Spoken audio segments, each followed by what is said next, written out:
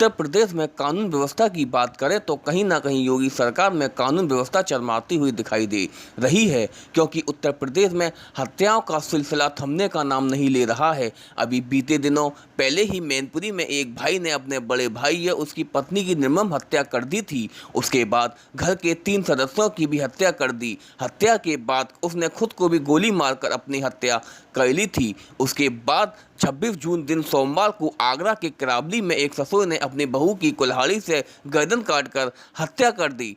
आए दिन अखबार या टीवी चैनलों में देखते रहते हैं कि कहीं ना कोई छोटी से छोटी घटना होती रहती है, तो वहीं आए दिन व्यापारियों के साथ भी लूट जैसी घटनाएं थमने का नाम नहीं ले रही हैं। ऐसा लगता है कि अब उत्तर प्रदेश के अंदर से योगी सरकार का डर गुंडों और माफियाओं के मन से निकल चुका है, तभी तो आए दिन कोई ना कोई घटनाएं घटित होती रहती हैं, जिसके चलते हुए वरिष्ठ अधिवक्ता रमाशंकर राजपूत ने बताया कि योगी सरकार जो कहती है कि उत्तर प्रदेश के अंदर से अब गुंडा राज बिल्कुल खत्म हो चुका है और भू माफिया तथा हत्यारे लोग बिलों में जाकर घुस गए हैं, ऐसा लगता है जैसे कि इन सभी लोगों के मन से उत्तर प्रदेश सरकार का डर निकल चुका है। तभी तो हत्यारे आजकल वेक ऑफ हत्याएं कर रहे हैं और सवालिया निशान उत्तर प्रदेश की कानून व्यवस्था पर लग रहे हैं। और भी हत्यारे इनके मन से उत्तर प्रदेश की कानून व्यवस्था का क्या डर निकल चुका है? देखिए, ये व्यवस्था डंका बजना बजाना अलग चीज़ होती है, हर चीज़ व्यवस्था की देन होती है।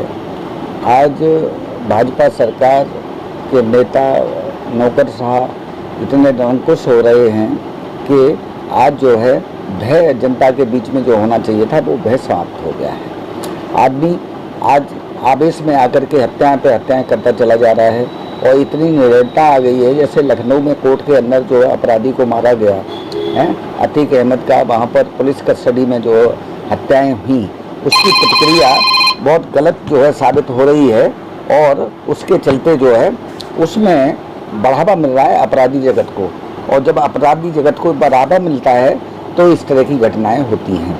ये निरंकुशता आनी चाहिए। दूसरी चीज़ जो भय व्याप्त था, जो पुलिस का रवैया है, आज वो पुलिस का रवैया भी जो है सही नहीं कर रहा है। यही कारण है कि लोगों की हिम्मतें बढ़ती चली जा रही हैं, हत्याएं कर देते हैं। दूसरा ये भी है कि पहले जब कभी देखने को और सुनने को मिलता था 2 दशक पहले, जब कभी महीने में 15 दिन में कभी भी कोई हत्या हो जाती थी तो हल्ला हो जाया करता था। अब तो रोजाना अखबार भरे पड़े रहते हैं और मीडिया टीवी चैनलों के तहत हम देखते हैं कि फलानी हत्या हुई, फलानी हत्या हुई। तो कहने और करने में बहुत बड़ा अंतर है। योगी जी को और भाजपा सरकार को इसमें बहुत ठोस कदम उठाने पड़ेंगे और पुलिस का ऊपर जो अंकुश विहीन पुलिस हो गई है उस पर भी निगरानी रखनी पड़ेगी। और ये अंकुश लगाने के बाद ही ये दिनों दिन बढ़ती जा रही हत्याएं, लूट लपाट जितनी भी घटनाएं हो रही हैं वो डर के बिना रहित हो रही है। इसलिए आज जो है बहुत सतर्कता से काम लेने की आवश्यकता है। जनता में जनभाव नाम की चीज़ नहीं रह गई है, क्योंकि एक अनुशासन जब बनता है और जब भय लोगों के बीच समाप्त नहीं होता है तो इस तरह की पुनरावृत्तियाँ होती हैं। जब कोई भी व्यक्ति परेशान है, पीड़ित है, वो अपनी शिकायत कर रहा है, उस पर तुरंत गति से जो है उसकी सुनवाई नहीं की जाती है। जहाँ ये बात सही है कि हमारे मुख्यमंत्री जी ने अपना पोर्टल जो है बनाया हुआ है, उस पोर्टल पर क्या होता है, लोग शिकायत करते हैं और इस उम्मीद पर शिकायत करते हैं कि उनकी जो है समस्या का निदान होगा। लेकिन हमने ये देखा है कि 24 घंटे के अंदर दरोगाजी वहीं के वहीं अपना लिख के भेज देते हैं कि फलाना विवाद है, फलाना विवाद है, उसका निराकरण सही नहीं हो पाता है। दूसरा 112 नंबर का जो दुरुपयोग हो रहा है, दुरुपयोग ये हो रहा है कि पीड़ित पक्ष ही तो पुलिस को बुला रहा है और उस पर जाने के बाद जब पुलिस जाती तो है और उसमें दोनों पार्टियों को कंपैरिजन करके और जो विरोधी पक्ष है और जो पीड़ित पक्ष की मदद करनी चाहिए तो वो विरोधी पक्ष को मनोबल बढ़ जाता है और उस मनोबल बढ़ जाने के कारण वो अपराध की प्रवृत्ति को जामा पहना देता है। इसलिए आज कुछ सोचने की, समझने की और एक शांत डर जनता के बीच जब तक नहीं बैठेगा तब तक ये हत्याएं और इस तरह के अपराध, संगीन अपराध समाप्त नहीं होंगे। कहीं ना कहीं ये भी देखा जा रहा है, जो कि व्यापारी वर्ग है, व्यापारी रात को अगर अपनी दुकान बंद करके अपने घर जाता है, उनके साथ भी लूट की घटनाएं लगातार बढ़ती जा रही हैं। ये जो ढकोसला भाजपा की सरकार द्वारा करा जा रहा है कि नारी की समस्या का समाधान हो गया, अब शांति व्यवस्था है, व्यापारी सुरक्षित है।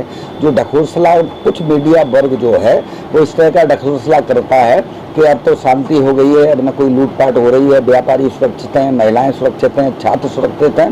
ये जो प्रोपेगेंडा किया जा रहा है उसका भी फर्क पड़ा है।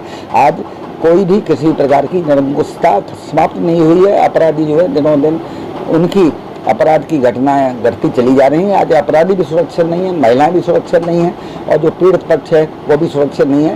ये कहने और करने में अंतर होता है। इस तरह की जो मीडिया द्वारा छाप छोड़ी जाती है, कुछ चंद मीडिया के लोग जो कि अब मोदी ने ये कर दिया, डंका बजा दिया, कोई घटना नहीं होगी, इस तरह की घटनाओं को बढ़ावा दिया जा रहा है और अपराधी जो है अपराध को बढ़ाते चले जा रहे हैं और अंकुश नाम की चीज़ मेरे ख्याल से बिल्कुल पूरे तरीके से समाप्त हो चुकी है।